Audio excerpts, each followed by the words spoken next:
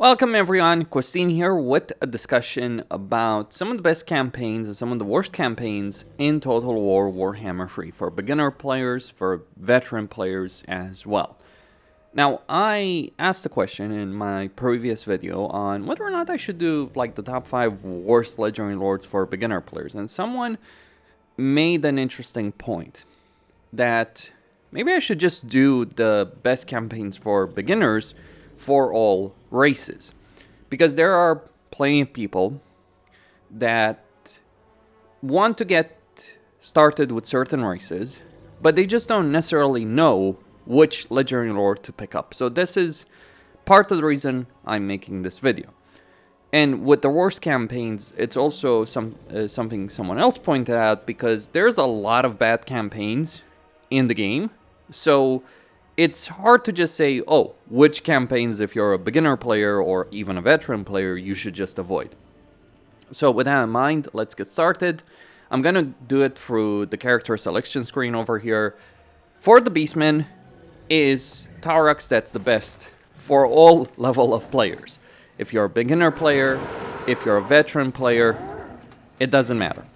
Tarax is essentially the only Beastman campaign that is worth playing. I'm sure some people will disagree with that sentiment, but he has more mechanics, he has more interesting campaign dynamic, he is a better Legendary Lord than all the others even combined. So if you're looking to play Beastmen, avoid all the others and just play this campaign.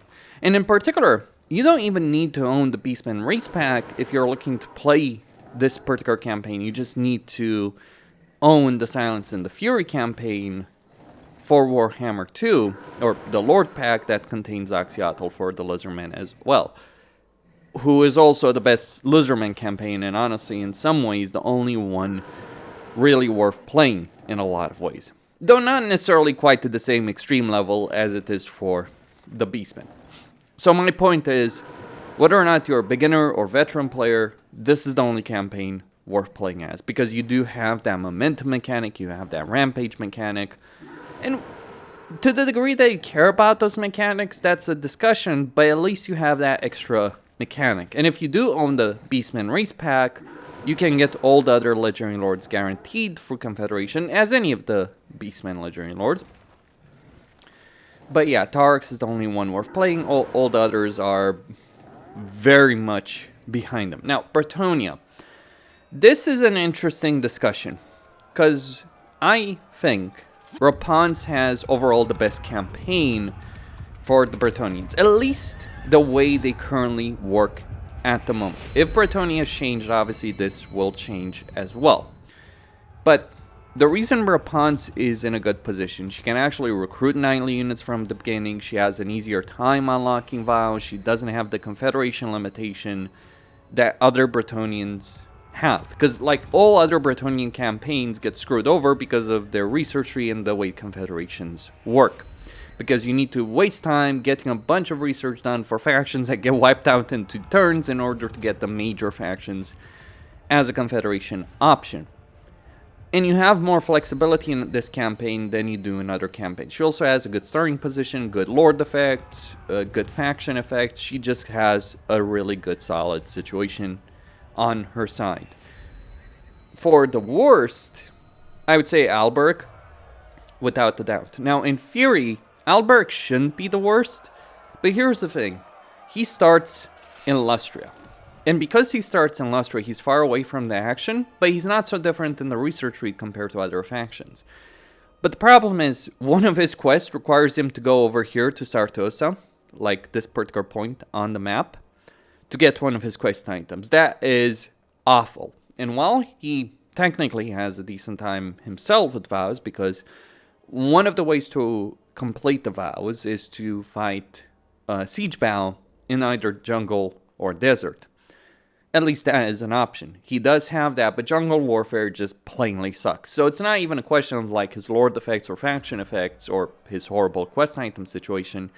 It really boils down to the fact that he is in an area of the map with a campaign focus on that area of the map to a certain degree that ruins him. Like, if it wasn't for that, Alberic would actually be really good because he has a bunch of benefits, a higher level starring settlement, benefit to recruiting Bretonnian knight units, all that, but just not a great situation because of the jungle warfare aspect. Lewin is a decent enough choice if you're looking to play it, but just keep in mind you are likely going to be attacked constantly by Be'lakor, and unlocking your vows as either Lewin or the Fey Enchantress is gonna be tricky. I mean for secondary, tertiary, legendary lords. Armies, basically.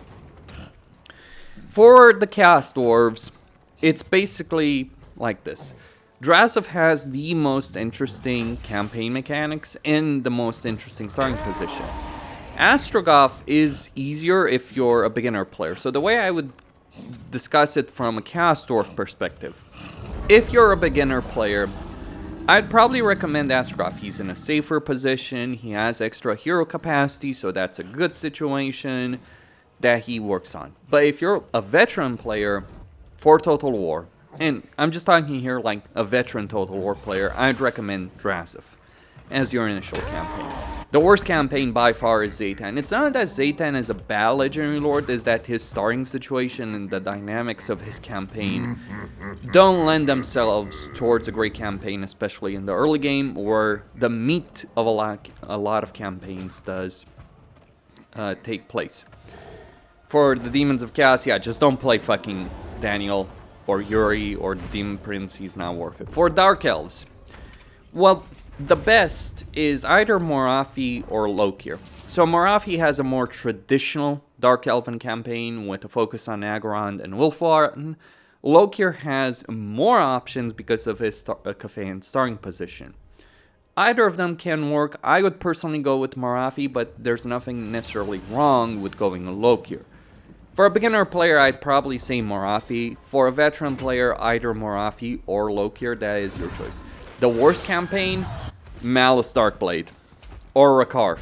I think I'm gonna go with Rakarth. For all the boredom that you can have in a Malice Darkblade campaign, Rakarth's campaign has the same issue as Valbrick, in that the jungle warfare inherently sucks in Warhammer 3. And all of his beast benefits just don't feel really that substantial. Say what you will about Malice Darkblade, he does have a good amount of power, and he does have some dynamic objectives, though it just doesn't work out. These two campaigns are really bad. Malekith and Hellebrand are in the middle. For the Dwarves, the best beginner campaign I would say is easily Thorgrim, if you're just starting out as a Dwarf player. Or if you're just starting out Total War in general. For a veteran player of the Dwarves or the game in general, I'd recommend Malachi. He has flat out the best campaign in the game overall, like dynamic objectives to, well, not dynamic, but you can pick and choose what you're going to follow, and you end up having a far more dynamic campaign than others do exist. The worst campaign is for Ironbrow. Doesn't really mesh well with the current playstyle of the Dwarves. He's focused on like traditional Dwarven units, but the real interesting stuff with the Dwarves right now is Thunderers, Iron Drakes, Gyrocopters, and that is not really what Fork's focused on. Also, getting all of his ancestor relics just doesn't feel really all that great right now. For the Empire, for a new player, Karl Franz, really solid campaign, really good beginner campaign. For a veteran player, it can either be Gelt or Elspeth. Like if you want, it depends on what you're looking for. If you want the campaign that's in the Empire, but is not Karl Franz, Elspeth is a good choice. But if you want a huge amount of power, especially in the early game, with the flexibility of either choosing to play your campaign in Cathay or the Empire, or both, yes, you can do both, Gelt is a really, really good choice, if you know how to play him. The worst campaign, I would say it's gotta be Marcus Wolfhard. Volkmar is not fun because of his focus on the Books of Nagash, but Marcus Wolfhard just feels like a pain in the ass. The problem is you're constantly dealing with the public order penalty throughout your campaign, which is not a fucking great situation. Like, I understand some people don't like the fact that so many Legendary Lords trivialize the public order situation, but the way Marcus Wolfhard handles that is not great. And again, jungle warfare. And, like with Forek, you have a particular playstyle, archers and huntsmen, that is very outdated for the Empire. Like, you think of the Empire, it's gunpowder units at the moment, it's artillery focused, it's cavalry focused. Archers and huntsmen are no longer really the go-to playstyle for the Empire. It used to be before Thrones of the King, but even then, I wouldn't say Marcus Wolfhard had a really good campaign. I would just say there were many other worse campaigns off. Mind you, Volkmar is not particularly great either. For Grand Cathay, this is an annoying one to talk about, because let me give it as bluntly as possible. I don't think Grand Cathay is worth playing. They're all boring as dirt, one way or another. But if you do want to play Cathay, I'd recommend Xiao Ming. I think he has the most interesting Cathay campaign right now. So if you're a beginner player or a veteran player, I think this is the best campaign. Or you can go with Jan Bo. If you're a veteran player, it can work really well. You do have a more dynamic campaign, because you do have that jungle climate. You do have that focus on Lustria, but Lustria sucks.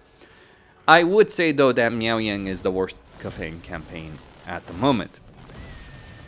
For Greenskins, the best is Grimgor. Like, I don't think I need to say more on this subject. When you think of the quintessential Greenskin experience, I think Grimgor is a really good campaign for beginner players. I think he's a good campaign for veteran players. And regardless of what skill level you're on, regardless of how familiar you are with Total War, this is a good campaign for people to start their Total War experience. Not the best from my perspective. I think there's better campaigns available for other races, as a beginner player specifically, but it is overall a good campaign. The worst, Skarsnik, by far and away. Limiting your unit recruitment and only being able to recruit orc units, not savage orcs, but orc units, from one specific settlement is not a great campaign dynamic. On one hand, yes, you do get more goblins, you can recruit and maintain more goblins, you have an easy campaign path, but this is one of the very few legendary lords in the game who genuinely has a special skill line that is detrimental. The reason I say that's detrimental is because the meta in Warhammer 3 at the moment is focused on maintaining a lot of armies. Well, the problem with Skarsnik is he has a special skill line choice. You know, you can choose not to invest in it, but the fact that you have a skill line that if you pick it is genuinely harmful, he has a skill line choice that has Skarsnik steal experience from other legendary lords and from other lords in your faction. That is exactly the opposite of how you should play Total War right now. High Elves, if you're a beginner player for the High Elves, I think Tyrion is a really solid and safe choice. For veteran players, well, that's a bit tricky, isn't it? I think Alariel has a lot of power available to her, and she has more heroes than anyone else, so she has a great amount of potential. But personally, I would probably go with either Lifanar or Imric for more variety, if you're a veteran player and want to have a more interesting situation with the Dark Elves. Both are great choices, both Lifanar and Imric are good and interesting choices.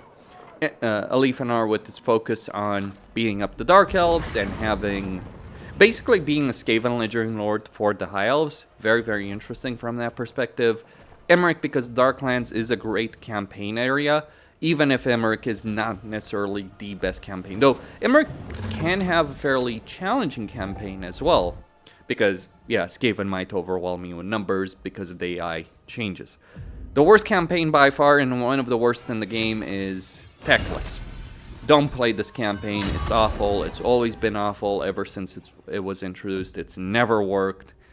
He's isolated from other High Elves when High Elves do care a lot about cooperation and working together and getting control of Ulthuan, which is something that Teclis just doesn't have the capability of doing so. All the others either start there or have the capability of getting to Ulthuan reasonably quickly. For Teclis, you're going to have to work for it, but it is not an interesting dynamic to play with him. For Skarbrand, would I recommend Skarbrand? I think it's a very one-dimensional campaign, so if that's all you're looking for in a campaign in Total War, sure, go ahead with it. I personally find it rather dull. I've played this campaign. I've done you can do incredible things in this campaign. Skarbrand himself can solo freaking legions of troops because of his collision damage. Like, you just run through armies and do a lot of damage and wipe them out. But it's a very one-dimensional playstyle that I don't much care for. But if you're fine with that one-dimensional playstyle, sure.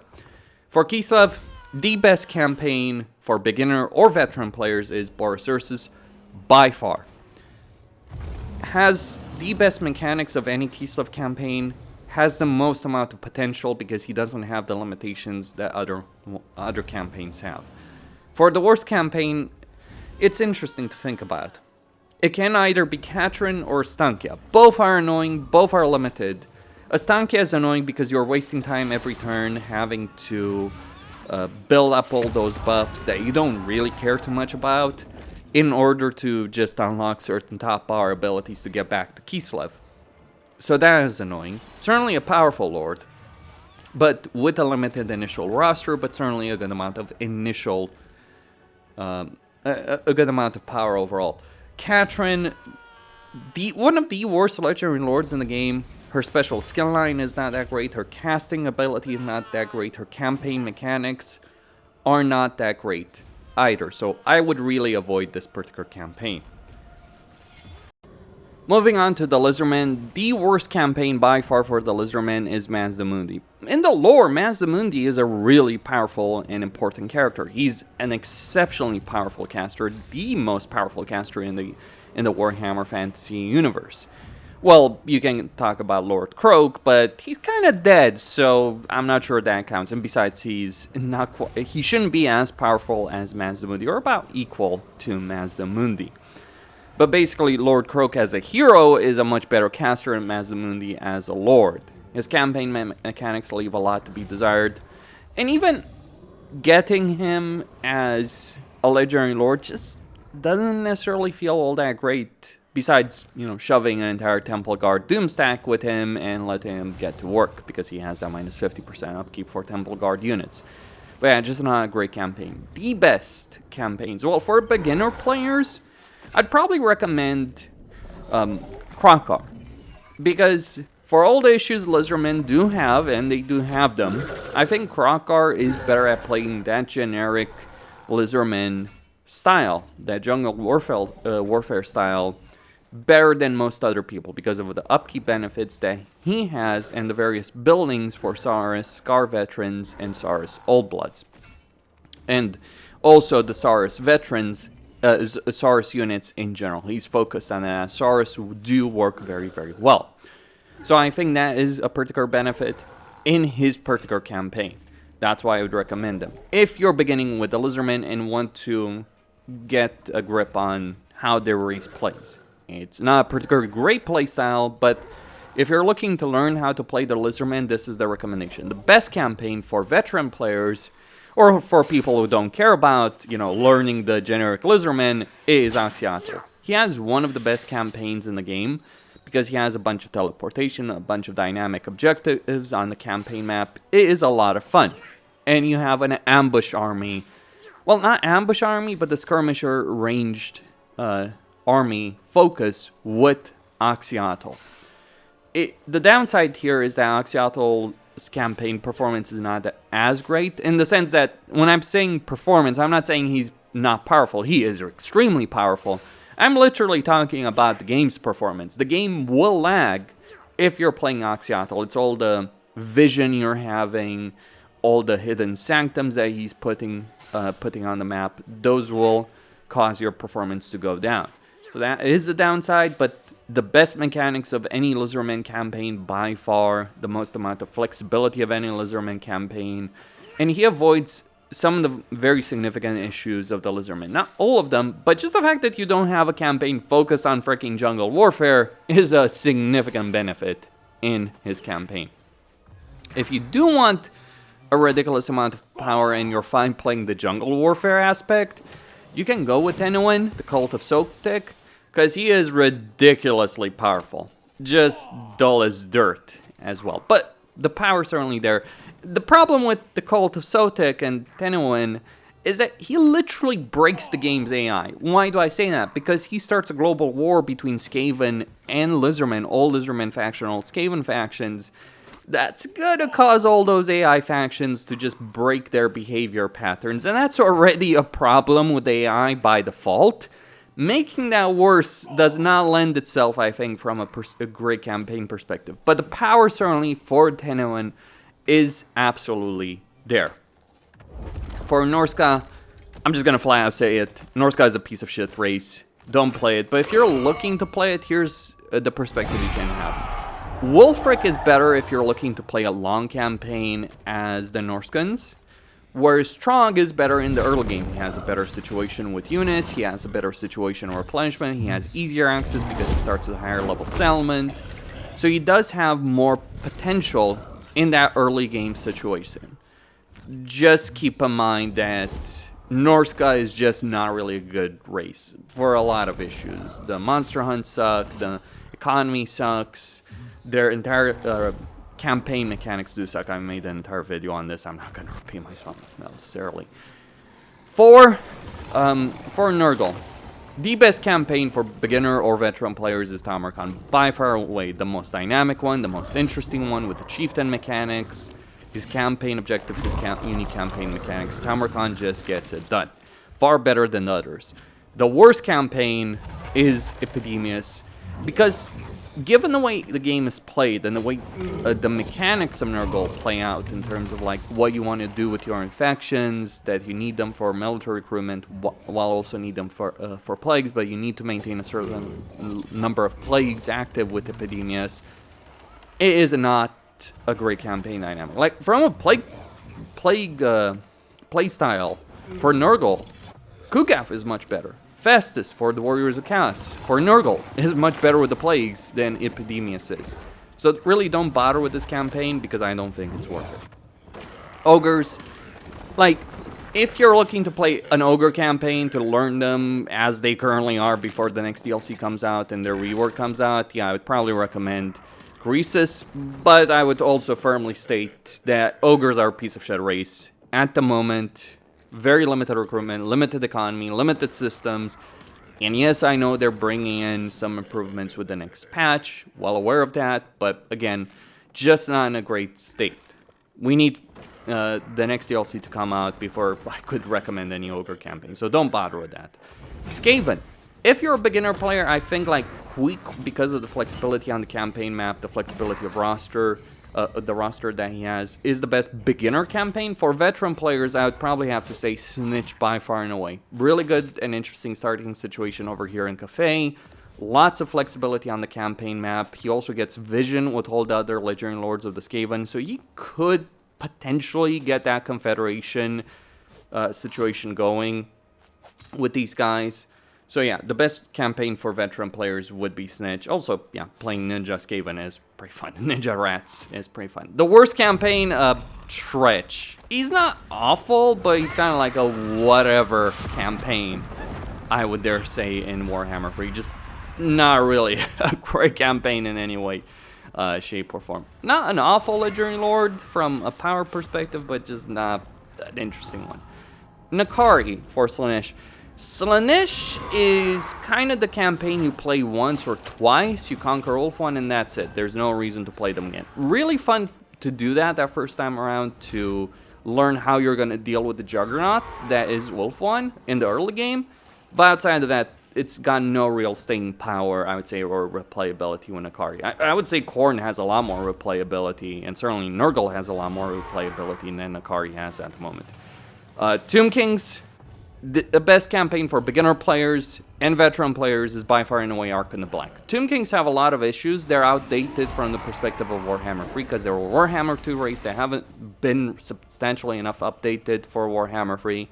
So Arkan, who has an extra army capacity from the beginning, who has extra unit capacity because he has his own special units, is a much better situation. Like, it feels like if you're playing Tomb Kings, the best campaign to play, like the way the race is designed really fits Arkan the most as opposed to everyone else. The worst campaign though, Cathay, by far and away. You need to journey to Khemri and wipe out Cetra, which is like a complete insult to Kathep's character in the lore. doesn't fit the Tomb King playstyle. It's like some of the worst aspects of the Tomb Kings rolled into one. Cetra might have a harder campaign, like Cathay doesn't have necessarily the hardest campaign, but it's just like the most awful design campaigns for the Tomb Kings and one of the worst in the game. Tzeentch, don't play Tzeentch. That's all I'm gonna say. Tzeentch is just an awful race. The Changeling is a dull, boring, awful campaign. There's a reason SOC failed hard. I understand what Creative Assembly was trying to do with him, but it just didn't work. And yeah, Kairos has always been a bad campaign, and that's remained the case, despite Shadows of Change. Empire goes. Easily the most awful race, one of the most awful races to play in the game.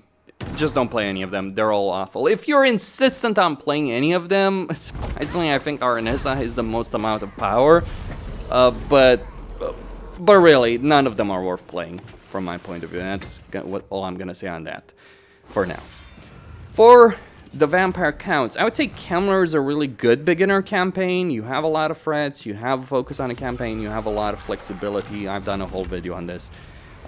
Otherwise, you know, for veteran players or beginner players, you could always go with Vlad and Isabella. I'd probably recommend Isabella. She's got more power. She starts with that +3 hero capacity for a vampire, so that's a ridiculous level of power that she has access to. And also 25% weapon strength for embedded vampire heroes with +3 hero capacity. And the fact she has a unique building, she shares with that with Vlad. Vlad has this as well. But the fact she has that building that allows her to recruit vampires from very early on in her campaign is ridiculously strong. Like Isabella's campaign, and same with Vlad, but like, here's the interesting thing. If you play Isabella, Vlad starts with his items already unlocked. That gives Isabella a ridiculous level of power, because Vlad with his items is a nightmare in both campaign and on the battlefield. Even if you lose him in battle, it's like, okay, he's gonna be back up in one turn. That is Vlad if you have his items. And you start with those items unlocked if you're playing Isabella. Warriors of Chaos, the best campaign for beginner players or veteran players, Be'lakor. It's available to every single player that has Warhammer free. You don't need to own any of the DLC. You won't be able to confederate the other legendary lords of the Warriors of Chaos, but Be'lakor's campaign, you have the ability of setting up portals on the campaign map, so more flexibility, more choice. He starts with all, he starts with one gift of chaos of each type unlocked, so you have a lot of choice and flexibility from the beginning. And I'd say Be'lakor has benefited significantly from the AI changes that Creative Assembly recently implemented, because now you're dealing with more enemy armies. That means more souls means more power, and this applies especially well for Be'lakor. The worst campaign would be Village. Like, not a great starting position. Tzeentch is not the best mono god. If there's a theme with Warhammer 3, yeah, Tzeentch sucks. Nurgle for Warriors of Chaos actually has a good amount of power, but not Tzeentch. Tzeentch is, the effects are not necessarily meaningful enough. Powerful lore to confederate, not a powerful lore to play, or a really fun lore to play. Yes, you do have the teleport stance, but you kind of get screwed over because the Bastion prevents you from teleporting. Wood Elves. Jeez, where do I begin with this? I don't think the Wood Elves are worth playing, not because they're horrible or weak or anything like that. They're powerful. They're so powerful. And by the way, this is worth pointing out with the Warriors of Chaos. The Warriors of Chaos break the game in how powerful they are. Wood Elves aren't necessarily as ridiculously broken, but they also have a particular playstyle that is not great. If you're looking to learn how to play the Wood Elves, I'd probably recommend Durfu. So for beginner players with the Wood Elves, Durfu is a great choice because he has a powerful army focus. He has Wall Breaker for Ancient Treemen and Treemen units, so both lords that can lead his armies, and units that can have part of his army, so you get a better siege attack situation. You have an upkeep benefit for spirit units. And you also have the ability of confederating all the other legendary lords relatively easily of the Wood Elves. Like, it's easier to confederate Orion if you're playing Durfu or anyone else, or if you're playing Sister specifically, than it is to confederate Durfu in some way. Because, like, with Orion, you just need to win a certain number of battles. Yes, it is a higher amount, But if you're on a Confederate Durfu, you gotta fight the Dwarves, and there's not necessarily all that many Dwarves next to you, except Legendary Lords. Some of the minor factions might survive, so like Durfu has a better early game, better design in his campaign. For veteran players, it's kind of tricky actually. Like, Draika has a very interesting campaign, but a more limited one, because other Wood Elves hate her. She can only Confederate Durfu easily enough. She actually is designed to fight the Wood Elves and actually occupy the tree, or you can go with Sisters. Now, here's the difference between Sisters and Draika. Draika has this malevolent tree forest spirit focus. These forest spirits are already powerful enough, specifically Treekin are really powerful enough. But you add Frenzy to Treekin, well, you understand that there is a significant power benefit you're gaining. You lose some units, but Elven units are not too horrible under Draika's control. And yes, the upkeep is not particularly great. Or you can go with Sisters of Twilight, who do give you that extra army playstyle that the others don't have, because you do have the Volley of Kurnos ability for all Hawk Rider units. Now, Hawk Riders are a flying unit, range flying unit. We've seen with the Dwarves how good those range flying units can be. But I think like with Sisters, it's just a much more viable playstyle. So not only do you have like the infantry playstyle on the ground, on land, or the range playstyle, or the Treekin Forest Spirit playstyle, but you also have the extra flying playstyle. Not necessarily for beginner players, I think Durfu is better there, but at the same time, there's got to be a point made over here for the Sisters, in that you can confederate all the other legendary lords of the Wood Elves except Draika without owning the Wood Elf DLC. That's not something Beastmen can do. And that is actually a significant level of power you have with them. I think you might not be able to, like if you lose, like say you confederate Durfu and you don't own the DLC, you can't get him back if you lose him in battle, but you can still get him. You can't get Draika if you're playing Sisters. Same with Orion, you can't get Draika, naturally speaking. There's some ways, I think, but I'm talking about the quests the Wood Elves have. But from my point of view, I would not recommend the Wood Elves, but if you want to play them, I'd recommend Durfu or Sisters, or even Draika. I would stay away from Orion. He's very powerful. There's no campaign for the Wood Elves that I would say is the worst. Far from it. All of them have their own strengths and weaknesses. I think that's one of the strengths of the Wood Elves, that all of their playstyles are viable. I think like Orion is the worst because, not because he's weak, but because he's ridiculously strong, so much so that he trivializes the game for a race that already inherently trivializes the game. That's the reason I would avoid Orion. But that's all I had to say. Costin signing out. Stay tuned for more, and I'll see you next time.